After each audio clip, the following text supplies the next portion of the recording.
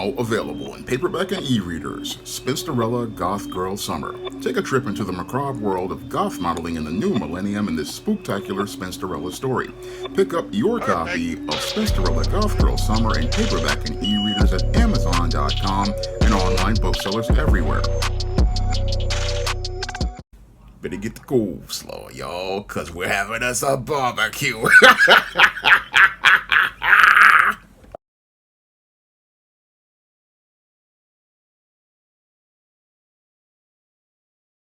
Before I get into this review, I wanted to give everybody an update on the SJS Direct 2026 catalog. Now, I have been hard at work on the books of the SJS Direct 2026 catalog, and those books, ISIS, Runway of Doom, John Haynes, An Offer He Can't Refuse, and Esteem a New Woman. The first drafts are complete on the manuscripts, and I'm still getting through the revisions of all three of these books. And I've talked to the artist about the covers, so I've got some great artists ready to do the covers for these books, and some great pinups inside of the ISIS Runway of Doom book. So work is being done on those books, and while we wait for those books to come out, the books of the SJS Direct 2025 catalog are currently available, like Spinsterella Goth Girl Summer, Esteem Season of the Witch Girl, and John Haynes A Thorn in My Side. Now, I was on Kickstarter and I saw this book called Gun Goth, and as someone who is darkly inclined and interested in the goth subculture, it looked very interesting to me. And as I looked at this book, I decided to put in a pledge and decided to give this book a try.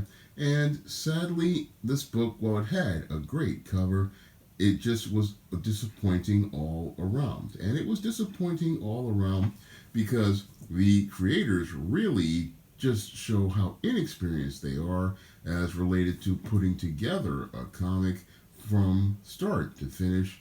And the whole book, Gun Goth, really was disappointing because, yes, the character is dressed like a goth, but sadly, there's not much talking about the subculture as related to this character or her story.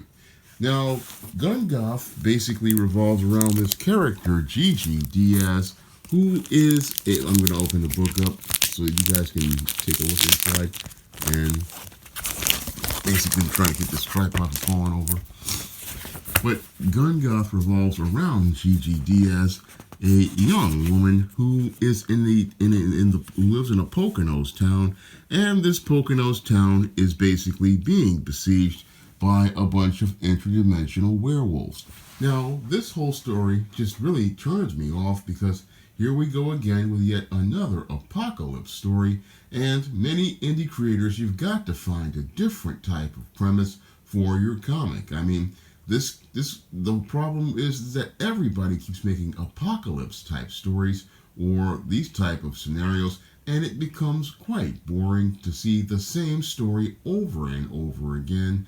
And again, creators, you gotta find something different to put in your story, because I'm tired of reading about apocalypse. I'm tired of reading about things that they just don't really, the same thing all the time, and it just gets boring to see the same type of premise all over. Now, the other thing that really irritated me here with this comic is the way everything is basically drawn. I mean, the way everything is drawn doesn't really feel natural or organic. No, it feels like something that was done with a lot of 3D models, and everything just feels really stiff and really really uneven. It doesn't feel natural. I mean, I look at the compositions of the figures. They look like, again, that the guy just took some 3D models and put them in places, but the art just doesn't have a good natural feel. And it really, this page just really, it just comes off. It's off. I mean, this werewolf is big and huge, and Gigi is basically in the corner. That's not how you want to open your book up, because you want your lead character to be looking strong. And that's one big problem with this book, is that Gigi isn't the center focus of the story.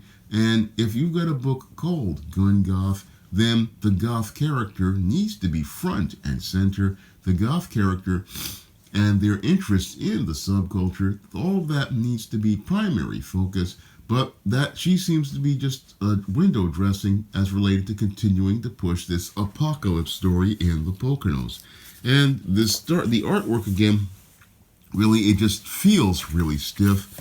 Again, really feels uneven and feels like those old 90s Image comics that basically tried to put art over substance of story, and it really doesn't come together very well for a good comic. No, things don't really come together very well. I mean, he's got some basic sense related to technique with writing, but and pasting, but the whole thing is it just doesn't come together because the story just doesn't feel like it's organic, and the designs really don't feel as organic either. I mean, I look at Gigi and I look at her friend, and they, again, the poses don't look really like their natural poses. They look like they're just, again, 3D models. Same thing with many of the backgrounds here. They just look like they're artificial, and they don't look like they feel like they're natural, and it just doesn't come together for a good comic experience. I mean, and the whole thing is that Gigi is not even, again, the center focus of the story. Everything is about these werewolves, and the city is supposed to be, it's looking like, again, it's all torn apart. We get to see Gigi's dad for a panel, and a doctor who's with this whole situation. And again, it's like it doesn't know what it wants to be. It doesn't know what to be. If it wants to be about this goth chick, or if it wants to be about this apocalyptic horror movie type scenario.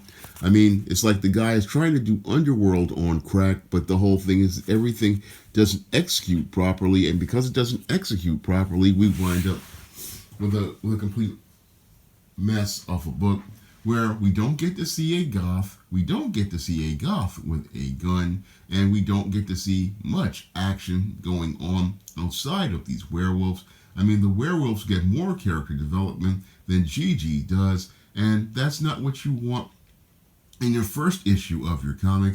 I mean, yeah, you want to introduce your premise, but you want to introduce your lead character, because your lead character is important to answering those three questions. Answering those three questions as related to who is the main character, what do they want, and why should we care? I mean, it was hard to understand who the main character was. I mean, Gigi she's in the panel, but she's not front and center as the focus.